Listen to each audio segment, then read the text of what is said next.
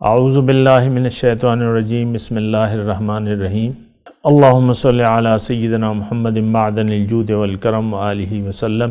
سامعین و ناظرین اکرام، السلام علیکم ورحمۃ اللہ وبرکاتہ۔ آج کا میرا موضوع یہ ہے کہ روحانی طور پر وسیلہ کیوں ضروری ہے۔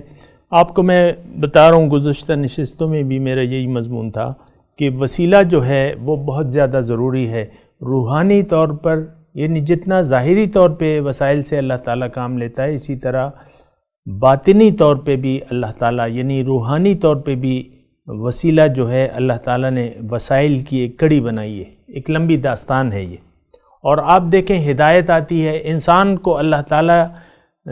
کو ہدایت دینا اللہ تعالیٰ کی ڈیوٹی ہے، لیکن یہ ڈیوٹی وہ وسیلے سے پورے کرتا ہے، رسول بھجواتا ہے، رسول پہ پھر وحی آتی ہے، وہ وحی ایک ذریعے سے آتی ہے۔ پھر جب رسول اپنا کام کرتا ہے تو یہ آپ دیکھیں، ہمارے حضور صلی اللہ علیہ وسلم نے 13 سال جو ہے زندگی گزاری مکے میں۔ اب یہ کیا تھے؟ یہ وسائل تھے، یہ وہ ذرائع تھے۔ انہوں نے دعوت پیش کی، پھر دعوت کے سلسلے میں جو یعنی رکاوٹیں تھیں، یہ سب رکاوٹیں وغیرہ، اس میں انہوں نے بھوک و پیاس بھی برداشت کی، لوگوں نے باتیں بھی بنائیں، آپ دیکھیں ان کی تکذیب بھی کی، مسلمانوں نے 2 مرتبہ جو ہے وہ ہجرت حبشہ کی۔ یہ سارے ذرائع ہیں، یعنی دین کو اللہ تعالیٰ نے غالب کرنا تھا، رسول کو اسی لیے بھجوایا تھا، لیکن اس کے لیے اتنا لمبا آپ دیکھیں کہ 23 سال کا عرصہ جو ہے لگا۔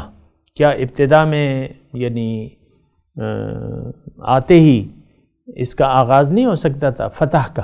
لیکن نہیں تھی فتح تو پھر وہ تقریباً جس کو اللہ تعالیٰ نے فتح مبین کہا ہے، وہ صلح حدیبیہ کے موقع پہ ہوئی، تقریباً نبوت کے ہجرت کے 7ویں سال میں۔ انا فتحنا لک فتحا مبینا، یعنی حدیبیہ میں جو ہے وہ، تو یہ سارے جو ہیں یہ ذرائع ہیں، اسباب ہیں۔ آپ دیکھیں طائف میں کس طرح گئے ہمارے رسول، ان کی تکذیب کی گئی، یہ سب جو ان کی ایک جد و جہد کا حصہ تھے۔ اس میں ایک بہت یعنی ایک واضح پیغام ہے اور اس میں سبق موجود ہے ہمارے لیے۔ تو بہرحال بات ہم کر رہے ہیں کہ وسیلہ کیا ضروری ہے، یعنی آپ کو میں نے بتایا تو وسائل جو ہیں روحانی طور پہ وسیلہ جو ہے بہت زیادہ ضروری ہے۔ اصل میں میرا موضوع یہ تھا، کوئی یعنی 6 نشستیں پہلے اگر آپ دیکھیں تو ہم نے بات کر رہے تھے عقیدت کی، اطاعت کی، محبت کی۔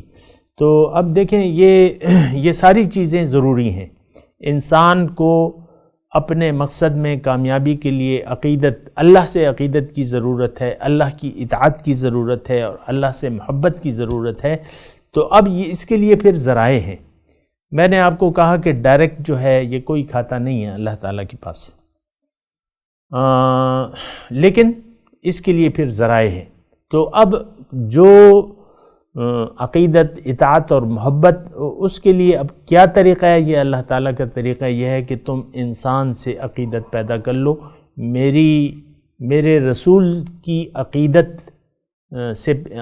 پیدا کر لو، اس کی اطاعت کرو اور اس سے محبت کرو، تو پھر تم میری محبت، میری اطاعت اور میری عقیدت تک وہ تمہیں پہنچا دے گا۔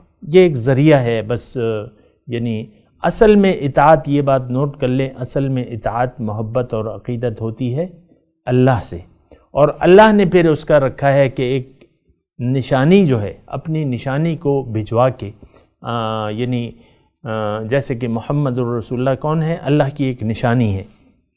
ہر پیغمبر اللہ تعالیٰ کی ایک نشانی ہوتا ہے، تو اللہ تعالیٰ نے پھر طریقہ یہ رکھا ہے کہ تم میرے نبی سے عقیدت بنا لو، ان پہ اعتماد کر لو، ان پہ بھروسہ کر لو، ان کی اطاعت کرو، ان سے محبت کرو، اور تو تم اپنے مقصود تک پہنچ جاؤ گے۔